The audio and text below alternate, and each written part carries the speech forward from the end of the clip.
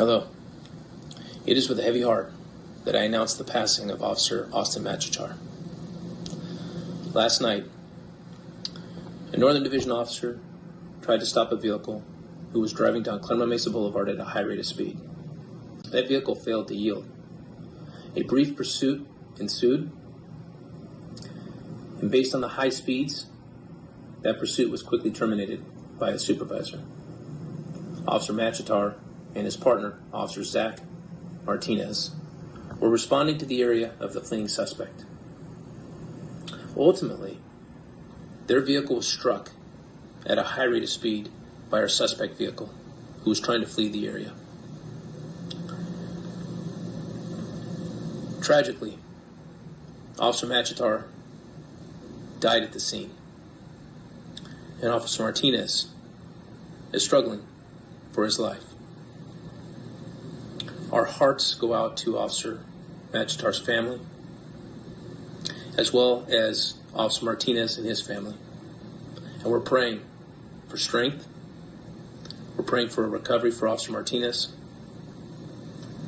And we're praying for the burden that we're all carrying as a family when we're mourning the loss of a loved one. I ask all of you during this difficult time to look out for one another. And together, we will get through this. And we'll respond stronger, the way that Austin would want us to. Take care.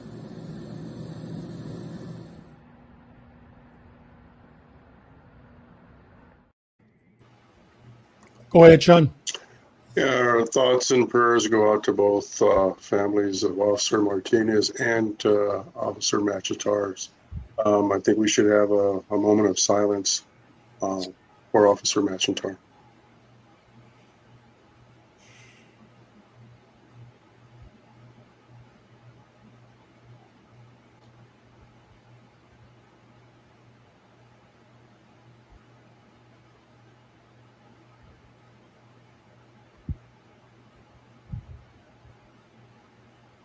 Amen. Thank you, Sean. And prayers for Officer Zach Martinez and his family. In Jesus' name, bring healing to him.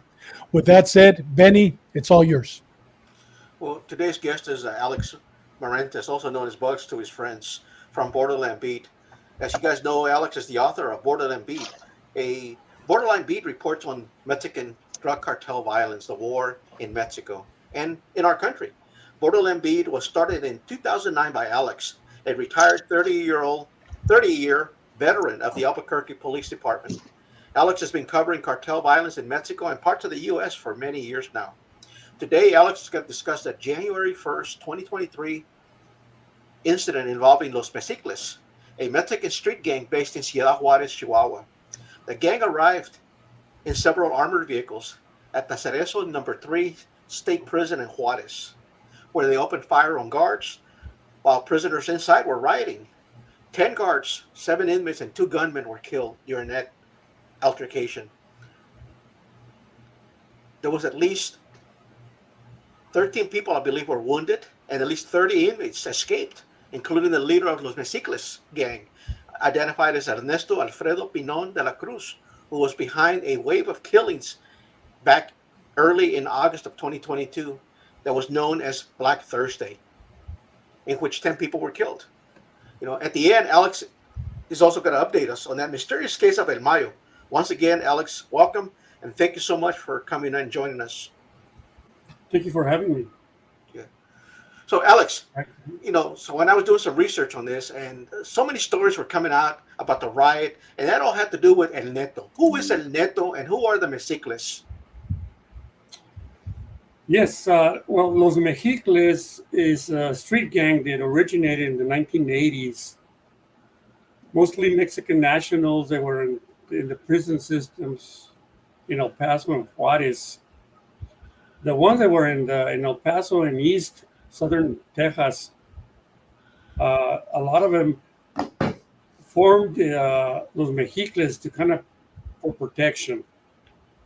And a lot of them eventually, when they got out, they were deported and they were deported to the Tamaulipas area. They had some presence there, and they formed alliances with the Gulf Cartel way back in the day.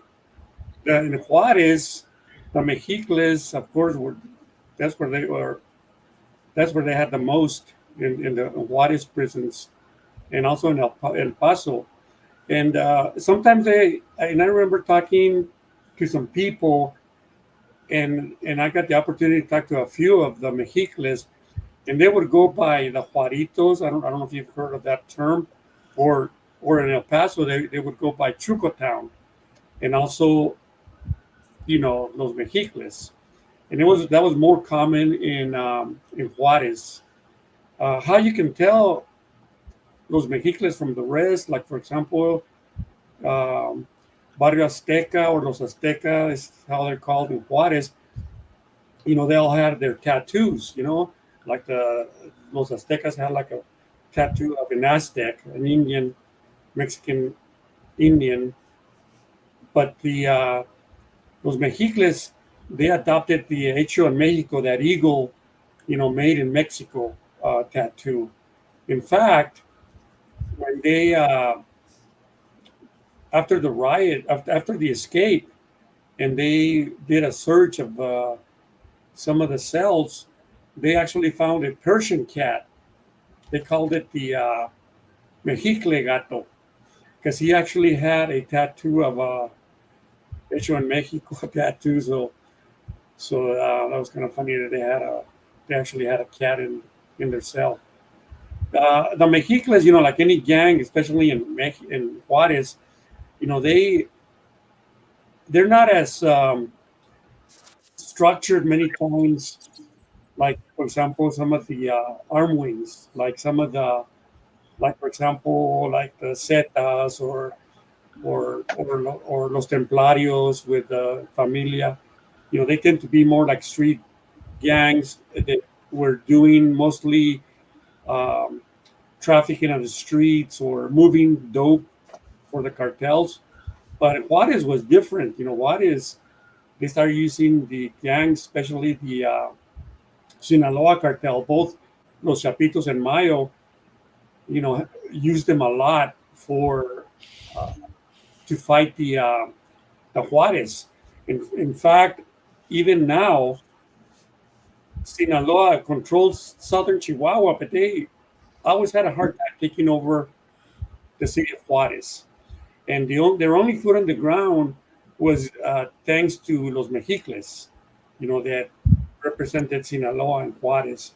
And even now, they're very strong. They're about 2,000. They estimate about 2,000 Mexicles on the streets of Juarez. There was two main leaders. Well, the first one was his name was Jesus Eduardo Soto Rodriguez, known as El Lalo. Real brutal, and he was arrested a couple of times. Eventually, ended up getting some hard time in Juarez, and just like and he was running the organization of Los Mexicles while in prison. There's a post that I covered in 2020 where his girlfriend came to visit him at the prison, and he kidnapped her while he was in prison. Kind of paid off the guards, and they let him keep her there against her will. And she was her family was contacting the media and contacting a lot of the politicians. They eventually released her, and they realized that Lalo was really running his operation in the prison. So they moved him to a federal prison in Chiapas in 2020. And that's when Ernesto, Alfredo, Pinon, and Neto took over. So those are the main two leaders. There were others that were killed, and a couple that are still incarcerated, but they didn't reach the level as those two guys. They were mostly the most well-known leaders of the Mexicles. For a street gang, they were very well organized. Yeah, they had their own little cliques, and sometimes they operated independently, but the main cells that were working under the banner of Sinaloa, they were very well organized, and they were like they were getting even tactical training from the Gente Nueva, which is the arm wing of the Sinaloa and Chihuahua. They started with fighting with los Aztecas at one time when they were like, street gang against street gang. But eventually, they kind of expanded, and they were doing a lot of work, like the Gente Nueva. They were like a hybrid of an armor wing of sicarios and gangs, and it was kind of funny because some of these guys were like cholos, and but they were also tactical guys. They had rifles and stuff like that. There were some riots, and they've always had problems in prison, the Juarez prisons with gangs. So to give you an example, and mostly was with against the los Aztecas. For example, in 2017, I covered that on Borderland beat. In 2017, they had some riots where they killed like 17 Aztecas, and then in 2019 they killed 26. So they were always fighting. But what's interesting about los Mexicles is they even formed their own special unit. They were like FEM, Fuerzas Especiales de los Mexicles, or Mexicles Special Forces. And these guys, had some tactical training. They were equipped with long guns, and they were not your typical, street gangs. Although they had all the tattoos and they spoke like gangbangers, but they were really, had some discipline in terms of tactics. So that's how they were, and that's how they are now. And Ernesto, Alfredo, Pinon, and Neto, who became the leader of the Lalo, was moved to south to the federal prison, became the main leader of Los Mexicles. He started with Los Mexicles very young, at a real young age. In 2007, he was like, I think, 17, 18 years old. And his thing was doing kidnappings and homicides. And he was making good money, but he eventually got caught, and he ended up getting, I remember some of the stories from way back. He was kidnapping judges, law enforcement, wealthy people. He had this real close relationship with the banks, like the managers, and they would give him tips who had a lot of money in the bank. So they would target some of their family, and they would, hold him for ransom. Hey, Bucks, how did he rise to power? When you see him, he just looked like a young mocoso growing up. How did he raise up the ranks? How did he go up the ranks? Yeah, because he was brutal. He's got that baby face. I remember there were very few interviews, but I remember they were doing an interview with him, and they were asking him about how violent he was, how brutal, and and people were saying, "Oh, he's always smiling. He's got that little baby face." And I remember him, and I have that video somewhere, but I remember him telling the reporter that was interviewing him, "I'm not mean. I'm not violent. Look at me. I look like a nice guy, don't I?" And he did, but everybody that knew him, knew his history, his MO. Hey, Alex, how did he lose his eye? What's the story behind his eye? The patch. The patch. Yeah, so he tried to escape. So what happened when he got sentenced? He got 224-year sentence for homicides that he had done. They actually had him for at least 30 kidnappings, and he got sentenced to 224 years. On his way to court from the prison to get sentenced, a commando tried to free him, and they almost did. He eventually was able to get in the car of one of the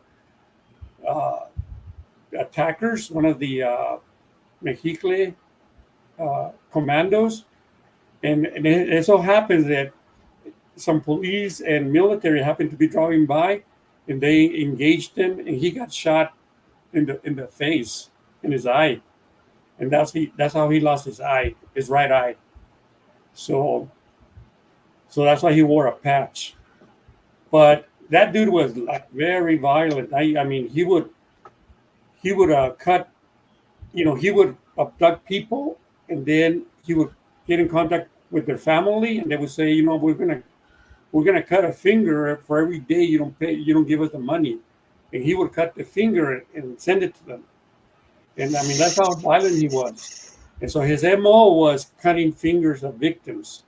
So he was extremely ruthless. And I remember he would, the people that did not pay, he would cut their victims, the victims he had, their head off, and he would send them the heads in a cooler. And I mean, he was brutal. But anyways, that's how he got his reputation of being, he was someone that you didn't play around. So I mean, I still remember, and I think Benny talked a little bit. They were going to move him because they realized that he was actually running his operations from the prison, and he did all the way to the end. And they were going to move him like they did Lalo. And what he did is he called all his people from within the prison, and they raised hell. They started killing police officers. I think they ended up killing a few, 3 or 4. They killed other people. They were burning buses in the middle of the streets, burning businesses, and that was what they called the Black Thursday. That was in August of 2022, and they basically, that stopped the government from transferring El Neto, so they kept him in the state jail, the Cereso Juarez. So that was, the life of El Neto and Los Mexicles, pretty much. Hey, so what? Hey, Buggs, what does Mexicle mean? Mexicle is an Indian name, and it means it has a lot of meanings. But it mostly means like Mexicans, like a lot of like Mexicanos, but it's the Indian version of that, Mexicles. Hey, Alex, what dialect is it? Is it Nahuatl? Is it Mayan? Do you know? And I'm not sure, to be honest with you, which one it is, but I think it's going to be like the in the region of Chihuahua. But you know what? The question that I have, Benny, do you have the definition in your encyclopedia? No. Come on, Benny. It's a gang, dude. Well, let it be in edition number 2, please. Hey, Buggs, are they the same as Tango Flash? Who's Tango Flash? They're not. You find them mostly in the United States. The traditional gangs in Juarez are going to be 4 main gangs that have any significant presence in Juarez. Because you have some gangs in El Paso. I mean, you have a lot of the like Sureños in Juarez and things like that, but you don't really see them that much in Juarez. Not to say they're not there, but you don't really see them. They have their own. They develop their own gangs. I know in Albuquerque we used to get a lot of the Juaritos, and they had, of course, ties to Los Mexicles. But in Juarez, you find Los Mexicles, of course, about 2,000 of them that are in the streets of Juarez, and they mostly control the east side of Juarez under the banner of the Sinaloa Cartel.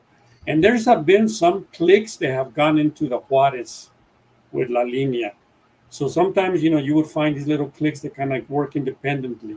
That's the problem with Juarez, is that it's very fragmented like that.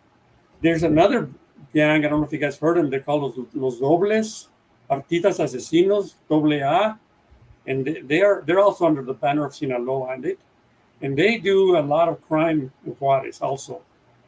And you see a little bit of their presence in El Paso. And then, of course, los Azteca, they're very prevalent in El Paso. They're more prevalent than los Mexicles in El Paso.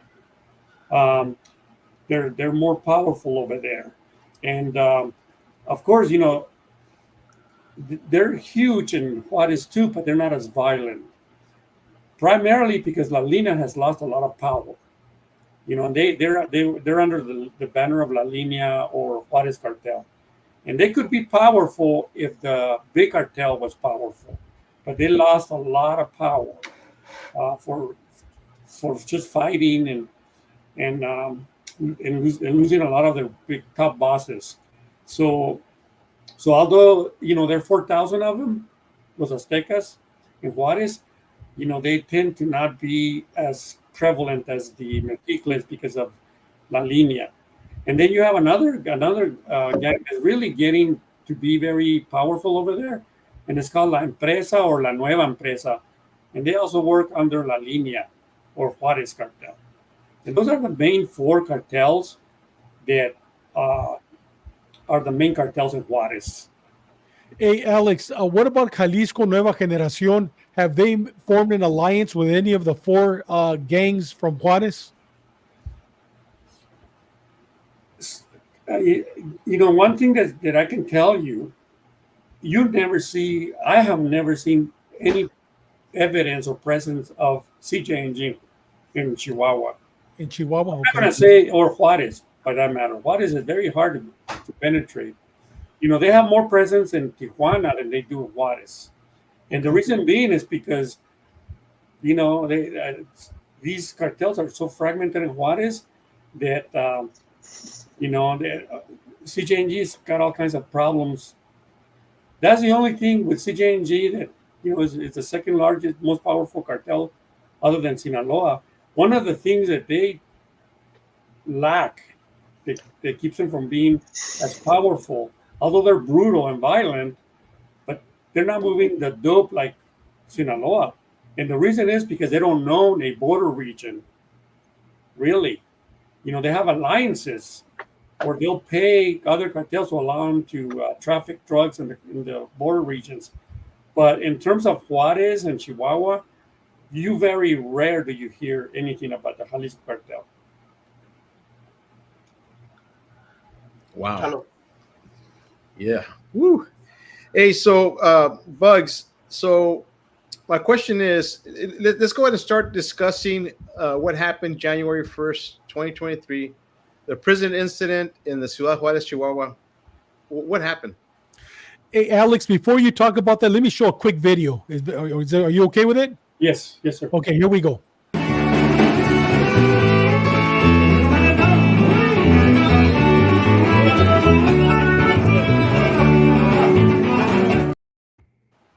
Tell us, what is that video? What's going on there, and where is it at? That's in the prison. That was the guy with a patch. It was Neto.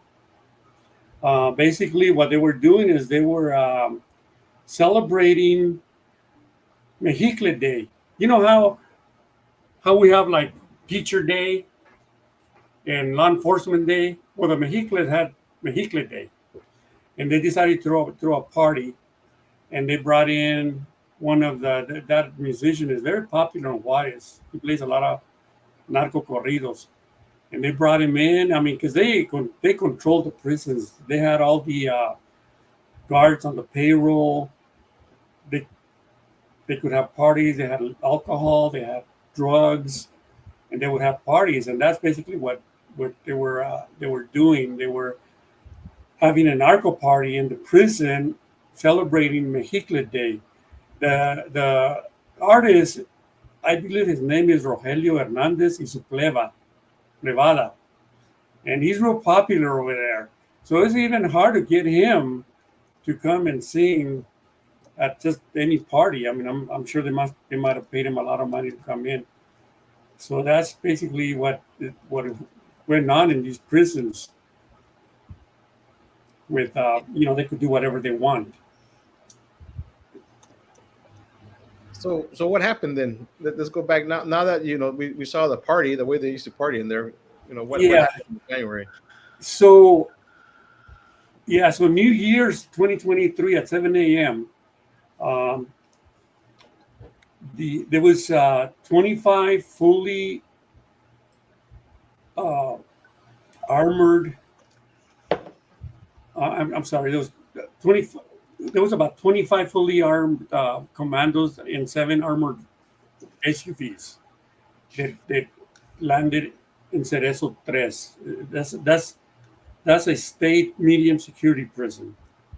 Okay, so there was about 25, and we're talking about Mexicles, but these guys were armed with long guns and tactical gear, armored SUVs, and they show up and they immediately killed the 2 guards from the outside on the gate going into the prison. They shot them both dead, and then they went inside and they rounded up all the guards from inside the prison. They lined them up on the wall, had them kneel down, lined them up on the wall, and then tied them up. And eventually they killed them. They executed them. They shot each one in the head. And they went there to free Ernesto, Alfredo, Pinon de la Cruz, el Neto. So they ended up killing 8 inside and 2 outside for a total of 10 guards. And they're like state correctional officers. And Benny mentioned that there was also a riot going on at the same time to they caught the guards off guard, but they knew they were coming in, so they started this little riot, and they actually killed about 7 convicts that were killed along with the 10 guards. So the total of 17 people were killed, and then I think Benny mentioned 30 prisoners escaped. Within 30 minutes after they were escaping, there was like 6 carjackings. They were carjacking cars. And, there was a manhunt. El Neto is a very violent individual. And they knew they had to catch him. And the other thing that happened, and there was shootouts. The first night of the escape, these prisoners and along with the guys that rescue El Neto got into shootouts with the police. I mean, they don't talk about it, but there was actually 2 state police officers that were killed, and then five of the gunmen. And I'm not sure if it was the same. There was some that were the ones that rescued El Neto, but there was others that escaped were also killed. So that's what happened, with these prisoners, and then eventually they caught some of them. I think they ended up catching like 26 of them eventually. There was a couple that actually crossed the border, went into the U.S., and they knew that crossing into the border, they had a better chance of not getting caught in the U.S. than they had in Juarez, because I can tell you that the state police were not real happy. They wanted to catch him. And I remember talking to a police officer over there, and he was telling me, dude, they want El Neto. They want us not to catch him alive, So they wanted him bad.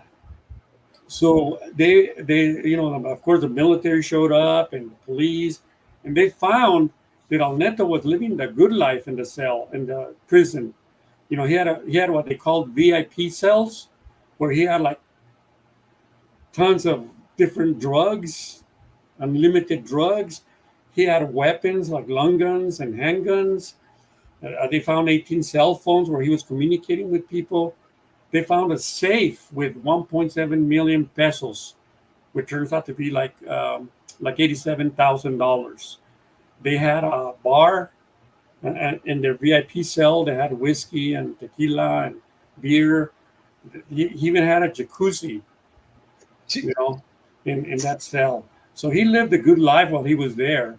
And and of course, that party, they would have parties all the time. But they had the manhunt for El Neto, and then they finally on the fifth day, January 5th, they got word where Neto was located. So they went to go arrest him. State police and some military.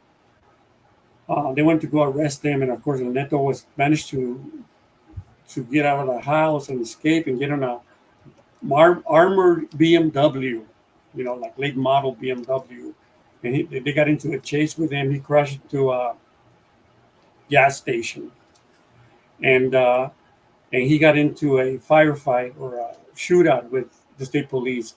He didn't get killed. He actually got wounded.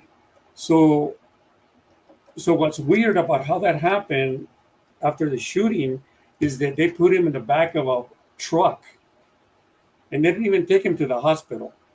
They took him to their one of their police stations, not far from there, and then they said that he had died, and he ended up, when they did the autopsy, and it was very, very controversial, although nobody felt sorry for him.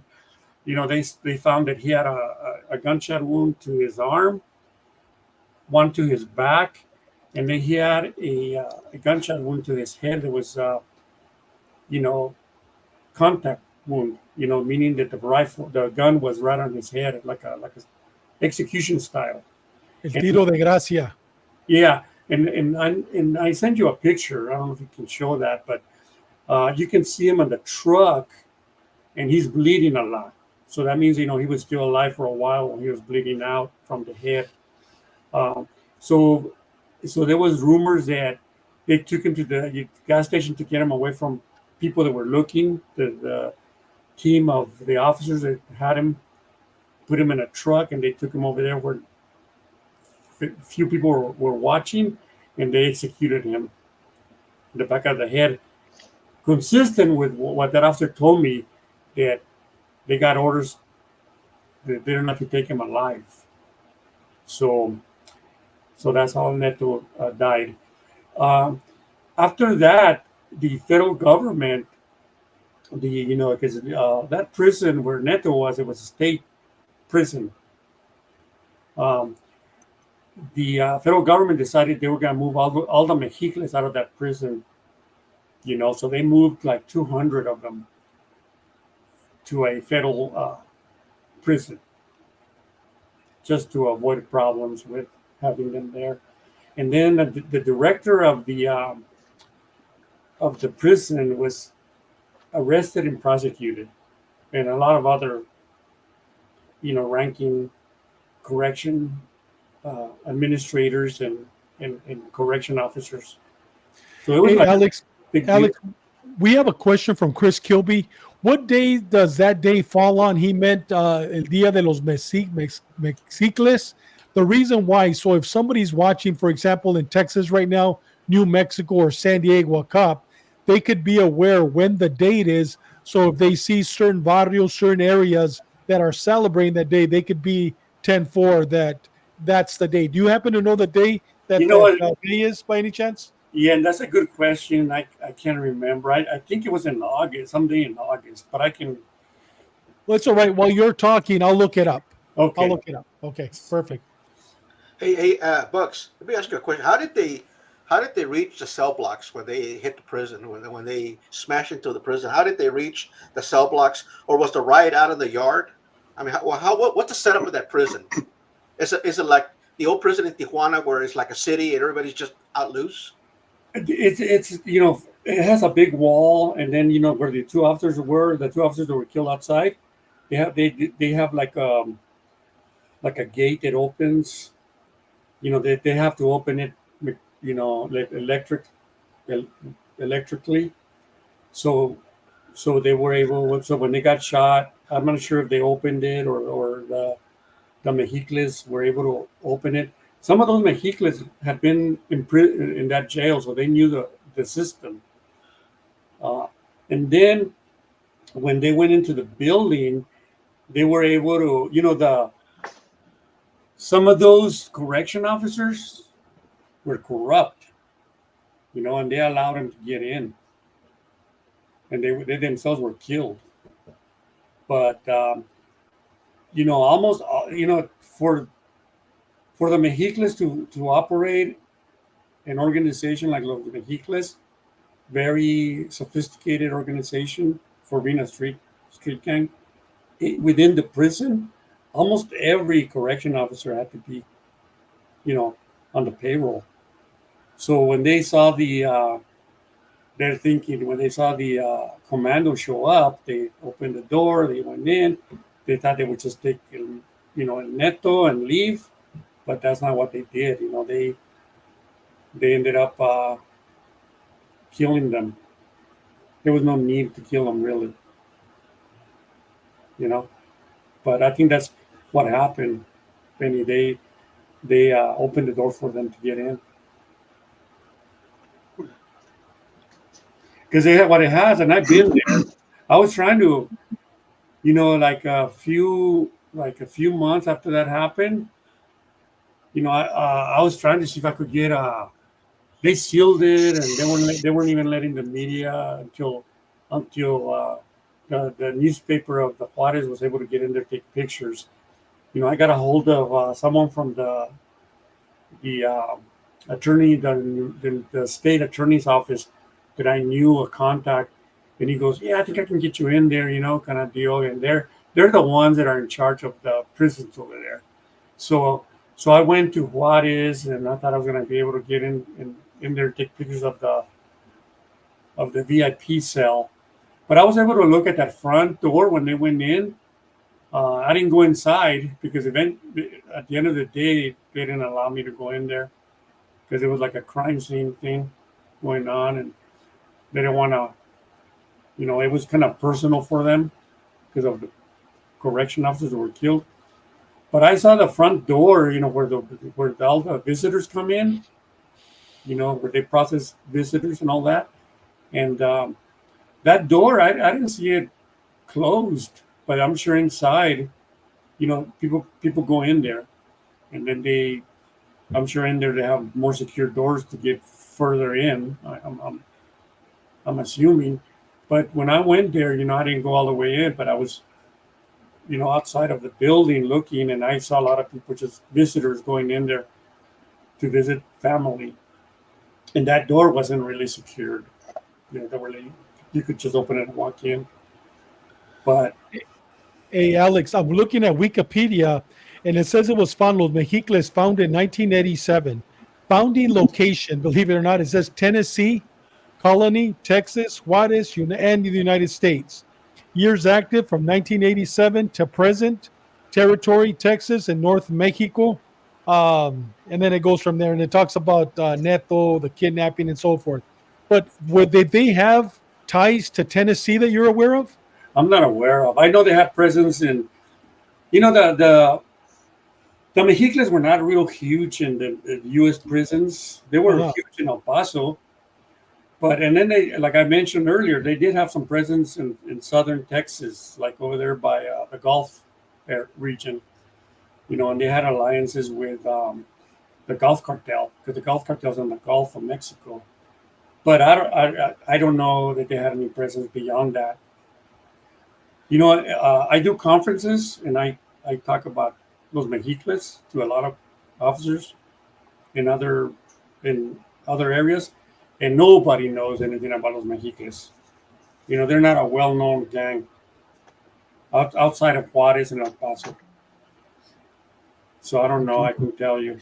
Hey, Alex, the people that died, the inmates that died, do you know if they died in the hands of the invaders or the guards returning fire, or were they targeted because they were either child molesters or part of the other gang? I'm not sure, to be honest with you. I know a few were killed because they were a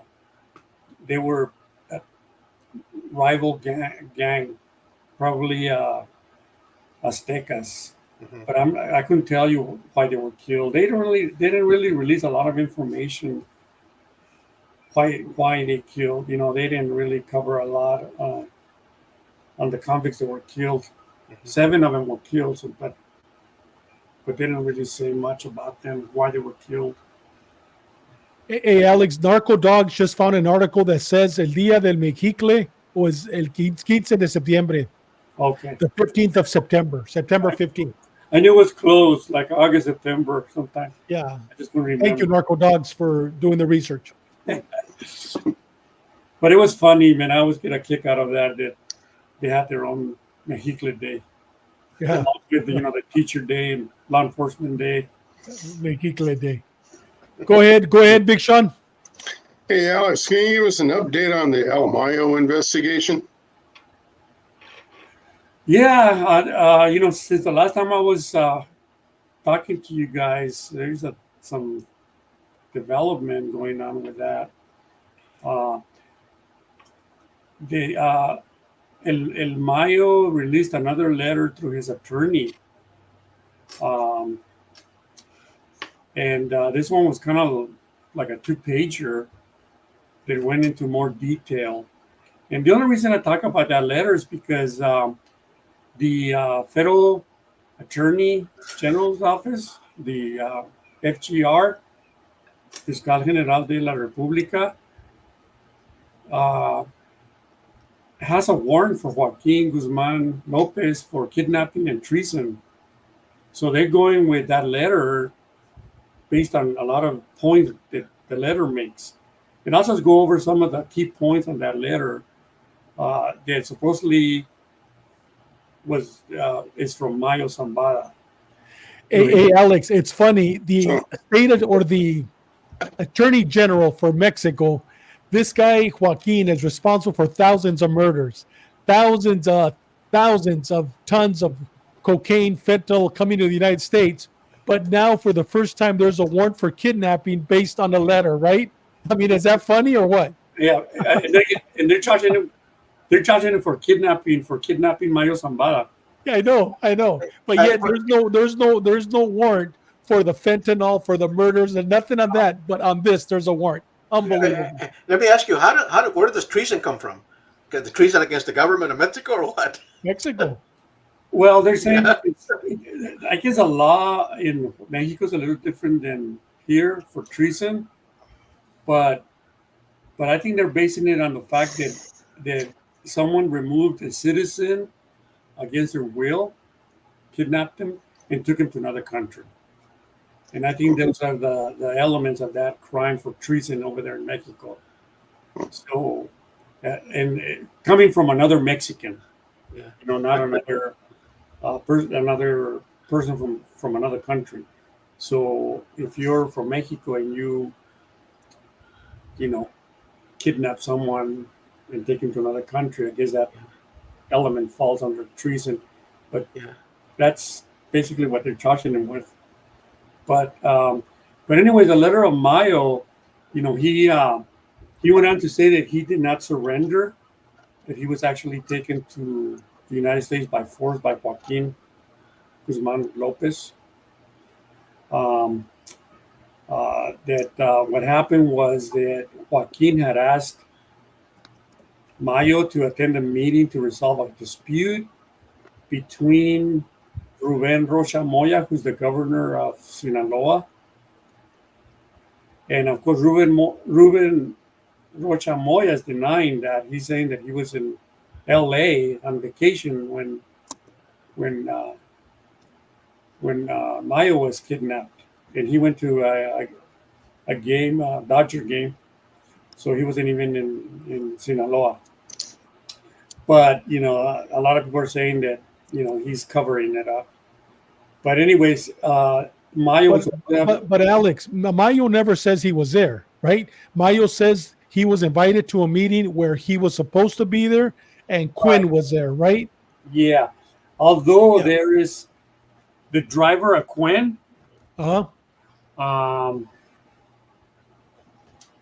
Fausto Ernesto Corrales. He was the driver that drove Melesio Quinn to the meeting.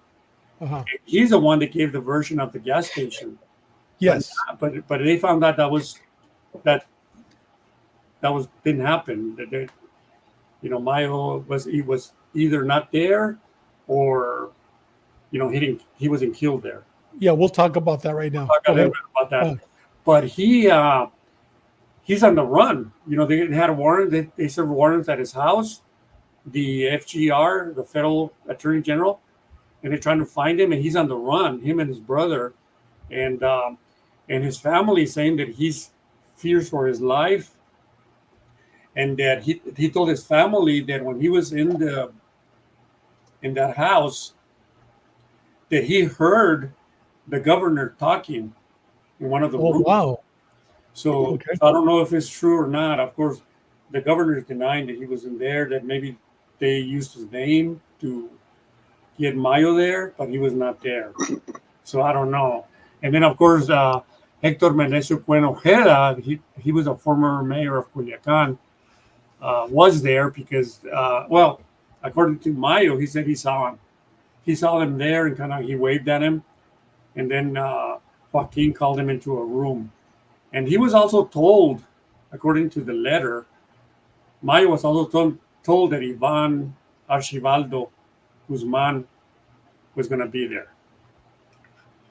So he went, and I mentioned on the other, when I covered the Mayo incident, you know, I think Mayo trusted Joaquin because that was his grandson.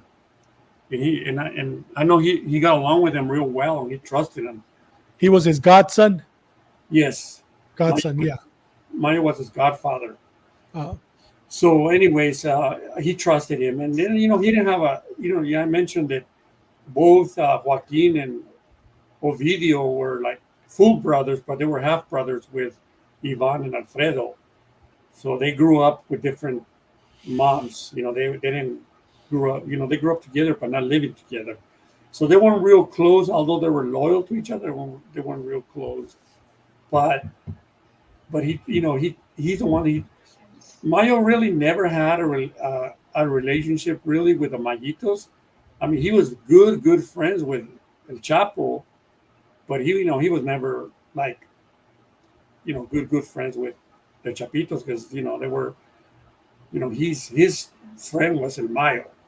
So anyways, they got along, but they weren't, there was no, there was no really ties or link to them being real close, and especially after Mayo's son Vicentillo and his brother Ray Zambada, they testified against El Chapo. That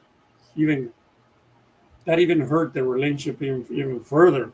So there was no love between los Mayitos and El Chapo because of that. So anyways, so they go to this meeting. Mayo, according to Mayo, they go to this meeting in this ranch called Huertos de Pedregal. When he says that when he showed up, he saw men wearing military uniform, and he assumed that they were part of the the Chapitos sicarios. I know you're gonna have Mike Vigil tomorrow, right? yes, tomorrow. Yes. And I heard a story or interview with Mike Vigil, and he's claiming, and I'm not sure, maybe he can ask him, but he says that he doesn't think Mayo wrote that letter.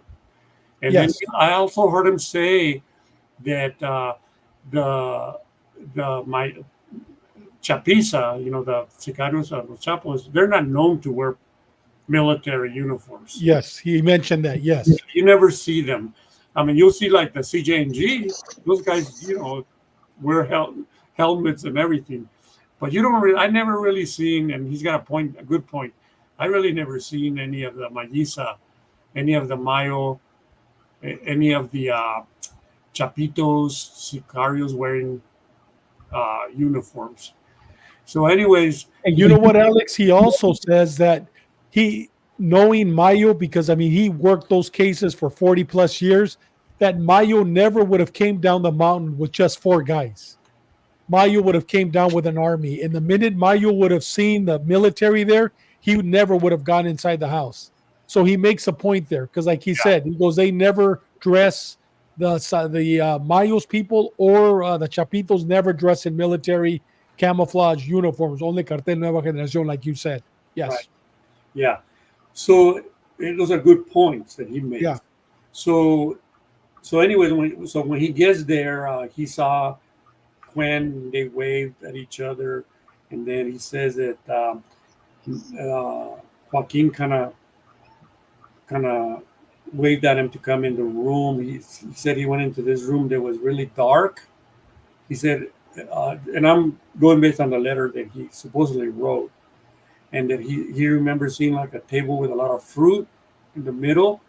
And then as soon as he walked in, a group of men pushed him to the ground and kind of, held him to the ground. They put a hood over his head and they tied him up. And then they put him in this truck, the back bed of a white truck. And then they drove him to a landing strip. I'm gonna stop you right there. I'm gonna show the video of the truck with Mayo in the back. Okay.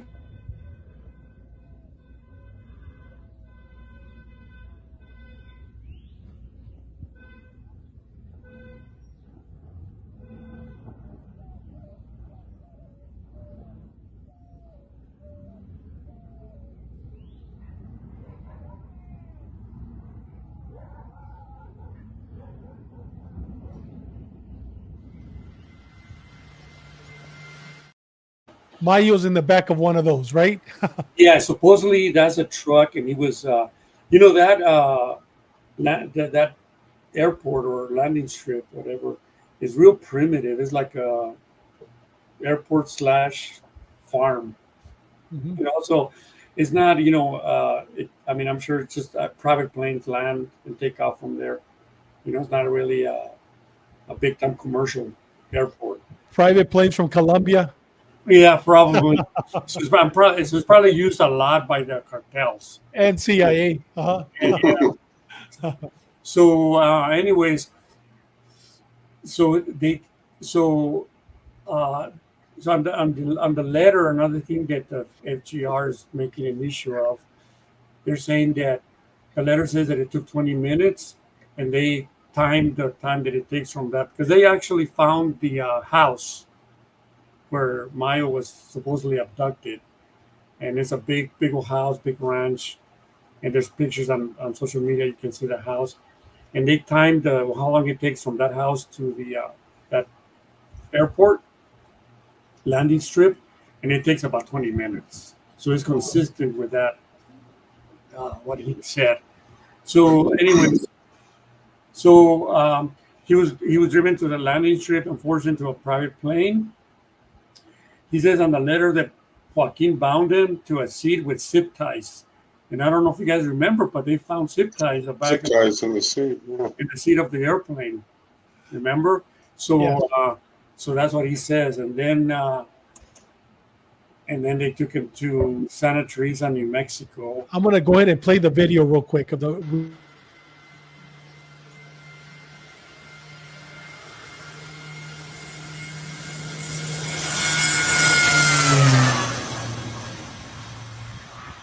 A mí no me gustan los problemas, me gusta estar feliz todo el año, cuento con mucha gente. That was Mayo's last breath in Mexico. Yeah. Wow. So anyway, that's supposed to be taking off from that airport. Someone leaked that video. So anyway, last time you were here, Alex, you showed there was two pictures of two different planes. One was blue, had a blue tail, if I remember right, with a certain number, and there was one that had gold. So that same number. Yeah. So we checked into it. That airplane is the same plane that landed in Santa Teresa. It's kind of hard to tell, but it's the same airplane. So it's got the same numbers. It's got those numbers from Lowe's. So it's definitely the same airplane taking off. So anyways, So, and then of course, on the letter, Mayo says that Hector Quinn was, and two of his bodyguards, because when he says that when he got to that house, he had two bodyguards wait for him outside, and two bodyguards went with him inside. And he says that at that house they killed Hector Quinn, and they killed the two of his bodyguards that were inside, and then the ones from outside are missing. So people think, because the family has done a missing persons report for the guards. Hey, Alex, and one of the bodyguards that was with him, that went in the house with him, this gentleman, one was a secretary and one was a bodyguard. He was actually the director or the secretary of the state police, correct? Judiciales? He was on duty, right? Yeah, his name was Jose Rosario Herrera or Era Lopez. He was a commander for the state judicial police. And he was on duty at the time. Yeah, he was one of Mayo's bodyguards. And he is missing. He's missing. And then the other one was Rodolfo Chaides, former police for Sinaloa. And he was a long-time bodyguard for Mayo. He's also missing. They haven't found their bodies. But on the day that July 25th is when he was supposedly abducted, the family the next day made a missing persons report. But that didn't become public until after they realized that their names came up on Mayo's letter. And it happened to be those guys. But, I'm sure I'm sure they knew. I don't know. Just got a feeling.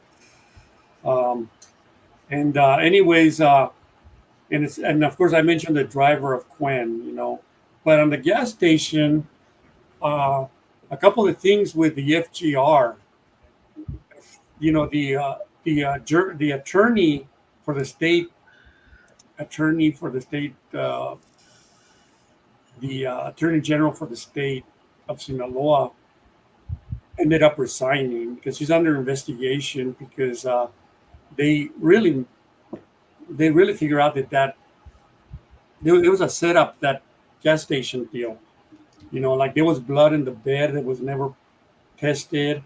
I'm going to go ahead and play the video, Alex, so you can talk about it. Okay, here we go. Yeah, go ahead.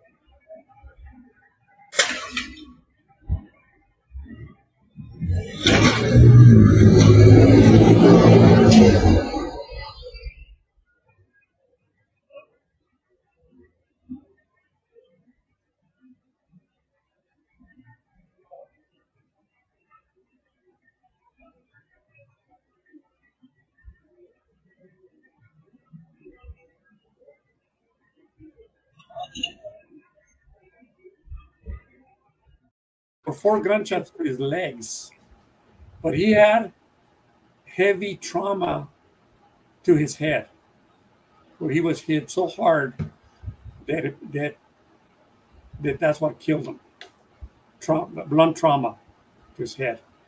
So that's not consistent with that video. Yeah, because they only show the guy shooting him once. So what happened was Mayo sends his letter out, so the Mexican government, the state police, create this basically scenario which is phony, which is fake. Yeah. So now they're being questioned because they had the body in there, but he had been dead for hours because he was actually shot at the house, correct? Yes, and that letter came after that video was shown. So they're not going to win an Academy Award for best production. Yeah, so that letter kind of said, hey, let's look into this further. The federal attorney general looked into this further, and they found a lot of irregularities with the investigation.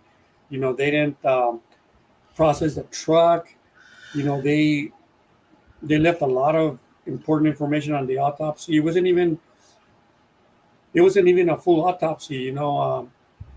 They examined the body. They looked at the injuries, and they kind of based on the fact that he had heavy trauma to his head, but they didn't, they didn't collect any type of,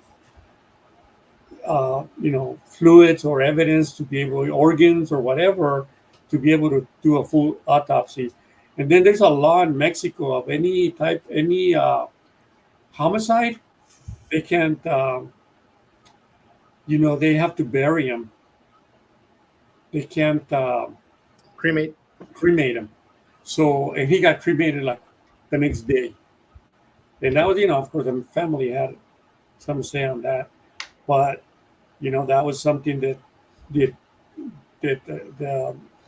Sinaloa Attorney General did not pursue that, to be able to bury the body instead of cremating them. So there was all these things that didn't jive, and they decided that was not consistent with the evidence that they got after, from they were able to figure out afterwards. And the governor says that he asked the state attorney general to resign, and it's a female, so she resigned. And I heard that she's going to get charged. She's under investigation for for covering up the homicide. Anyways, that's the latest on that. So there's a lot of things developing. They're going to try to find this out. Fausto Ernesto. The family gave an interview, I think it was yesterday, where they were saying that they did a warrant at his Fausto Ernesto, who was a driver of Quen, and and there were some people there that didn't look like police. They looked like sicarios, So he's very afraid, and we're hoping that perhaps he can make his way to the border and get asylum from the U.S. So that would be interesting if he does that, because he would know what happened. So. Wow. But anyways, that's pretty much where it's at. Man, what a story. Guys, any other questions? Right, Dave. What's that? We were right, Dave. We were right. We picked a abduction last time. Yeah, you're absolutely right. Yeah, and then that letter coming out.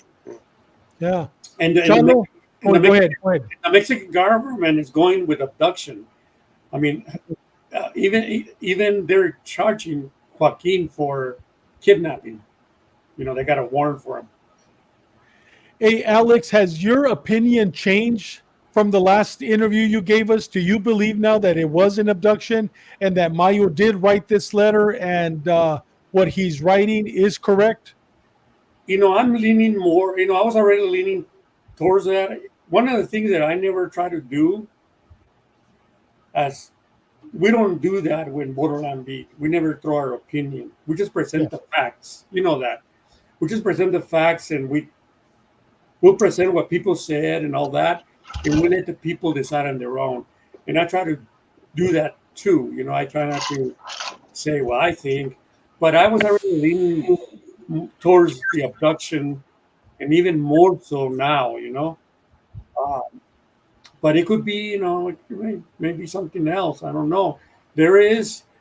I was talking to someone that supposedly is part of the Sinaloa cartel, and the Sinaloa people. And there's also, I was watching an article or a news article in a news item on TV where they were talking that some of the chapitos are saying that both Mayo and Joaquin turned themselves in, and that could be they could be doing that because they don't want to be targeted by the Mayo. You know, Mayo left a big network of operations. I mean, he had operations in Tijuana, all of Sonora, you know, in Durango, of course in Aloha, and so if Mayito Flaco can tap into that, you know, he can be powerful and take over Mayo. So there's reason for the Mayitos to be nervous. So that could be a reason that they're saying that they turn themselves in. And Alex, he mentioned in the letter at the very end, the ending was, please do not go and create violence, because violence doesn't solve anything. Our history has proven that, correct? Yes, you're exactly right. I almost left that out, and that's important. And you know what? I'm going to tell you something, David, and you guys. That's consistent with Mayo. Yes. Remember I told you guys Mayo, it wasn't like the Chapo, you know, hothead, you know, took things personal, and he didn't hesitate to, you know, capitate someone that talked bad about him, that kind of thing. Your typical Sinaloa drug lord, you know what I'm saying?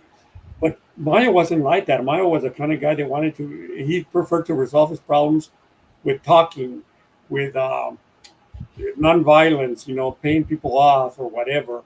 And that was mostly how he operated. So I can see Mayo saying that, really, to be honest with you. And you know what? Now that he's in U.S. soil, I agree with you, Narco Dog. Now he's definitely, without a doubt, being the wise man, I guess, that kept him alive for all those years, definitely be taking a deal, without a doubt. But with that said, Chalo, any last words for Alex? I actually remember I had the conspiracy that he turned himself in. I now change it to he was kidnapped. Okay. And you know what? Hey, Alex, thank you a lot. Appreciate your expertise and knowledge, all the research that you do. You kind of answered a lot of the questions that we all have. Thank you, sir. Appreciate it. Big Sean. Thanks, Alex. It was very, very interesting. Thanks for the update. Thank you, sir. Big Benny. Just again, thanks, Bucks. I mean, you're 100%, man. Thank you for coming on again, and we hope to have you again soon.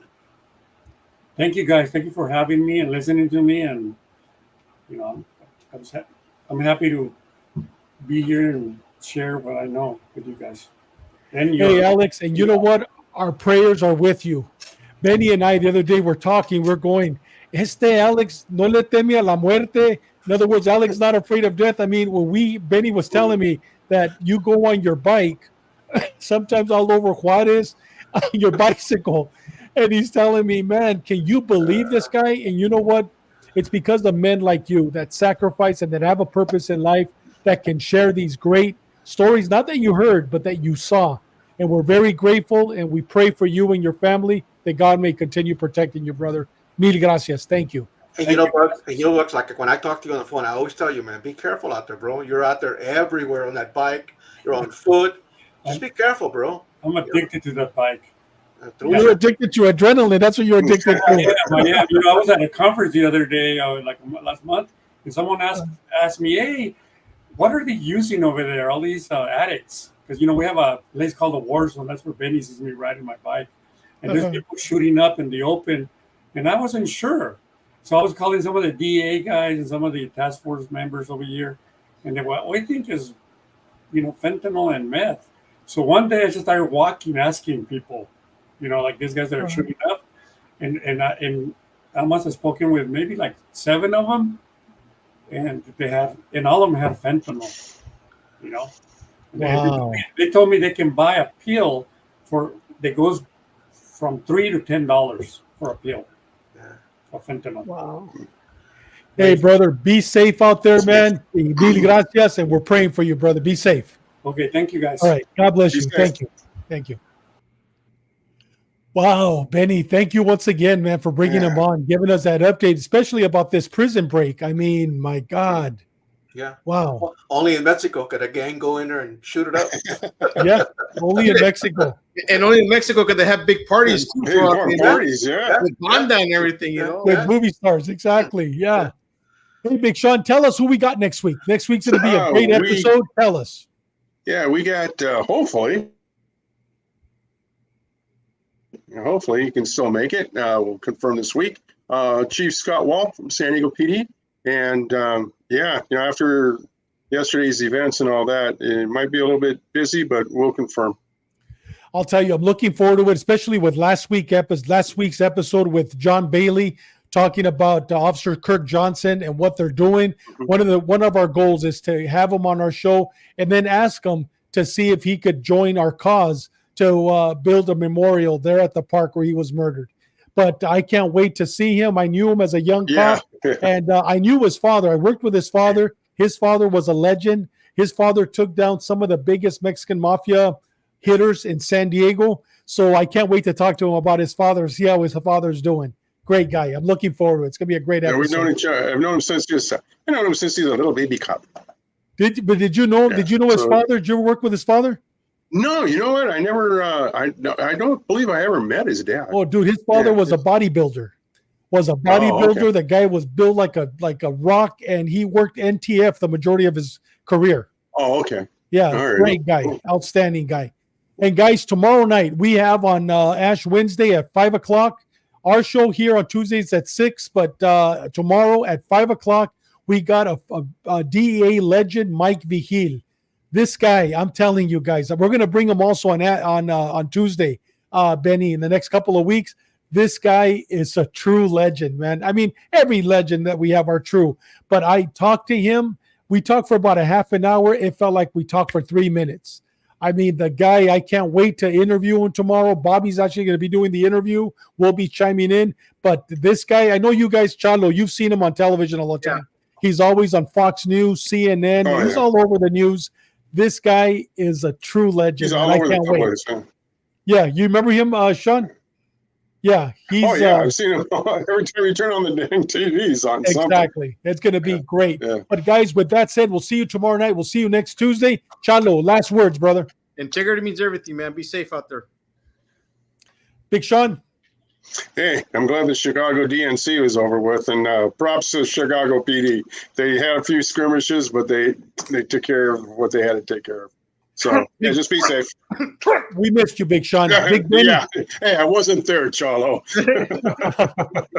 Big Benny. Just wear your vest and wait for cover, guys. Exactly. And Benny, you put a lot of work, and it's a great video that you put together, but because of the circumstances, we weren't able to play it at the very beginning. With your permission, we talked about it, but I'm going to play it right now. With that said, we'll see you tomorrow. God bless you. Live a purpose-driven life. Live every day like it's your last day on earth, and you're not going to regret it. God bless you. Bye, Mickey.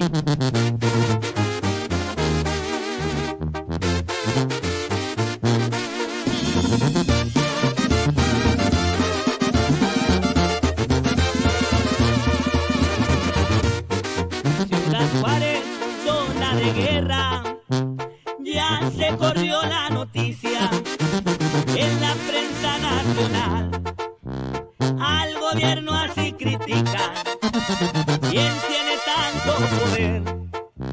La población se pregunta. Unas fuerzas especiales que han ido creciendo, la plaza ahora es suya.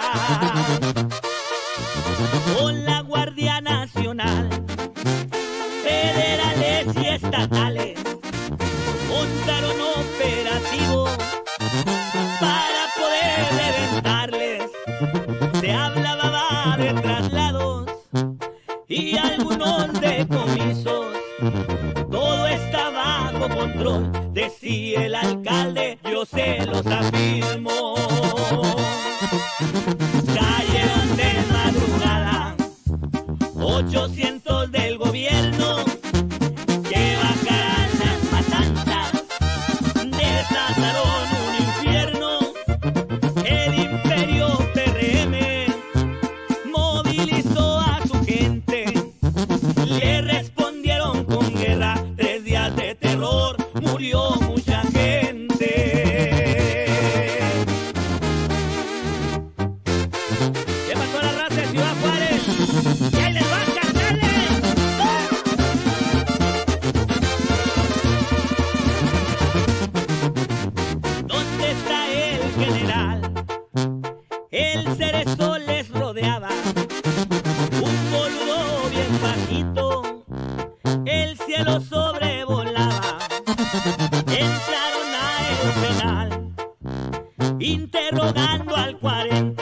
Con solo una llamada, Mexicles se activan y sigue la guerra.